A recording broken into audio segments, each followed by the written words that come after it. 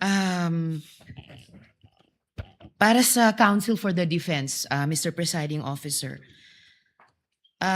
just for clarity, ano pong relevance nung video na ipinakita ni Attorney Zuleika Lopez?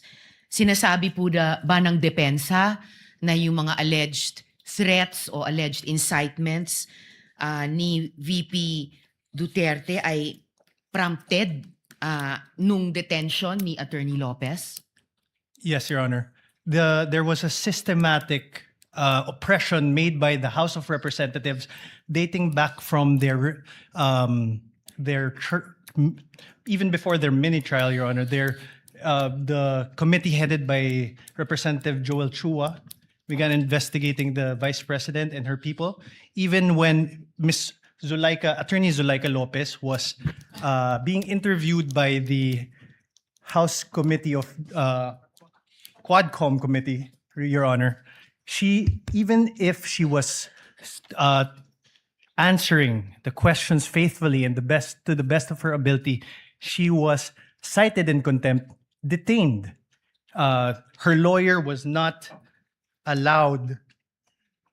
Her lawyer was not allowed to be with her when they were trying to detain her in the Women's Correctional Facility, Your Honor. So, Mr. Presiding Officer, Counsel for the Defense, position po ba ng depensa na pwedeng palampasin ng alleged grave threats kung may masasabing lehitimong dahilan para magbanta? Your Honor, that is not the point. No. Mr. Presiding Officer, I am making a point through my question and I am asking the good counsel for the defense dahil sinabi nila there was a systematic oppression that yes, yan po ang nag-prompt nung alleged grave threats and alleged incitements ng Vice President na prompt po ng detention ni Attorney Lopez na kanyang inilarawan sa ipinakitang video kanina.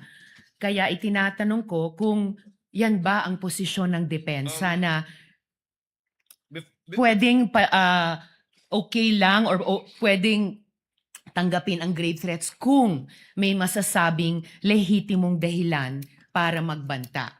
Yes, Your Honor. Before counsel Yes, for Mr. Presiding responded answers, although he already answered in the affirmative, No, Your Honor. I was just referring to before. we'd like to remind the senator judges to be cautious in making counsels for either party make conclusions of law and fact instead of presenting evidence through a witness they will present or through direct, cross, redirect, or recross. Because if he answers Senator Judge Ontiveros, that would effectively place on record a conclusion of fact and law, not drawn from a witness, which they can very well do so during their closing remarks.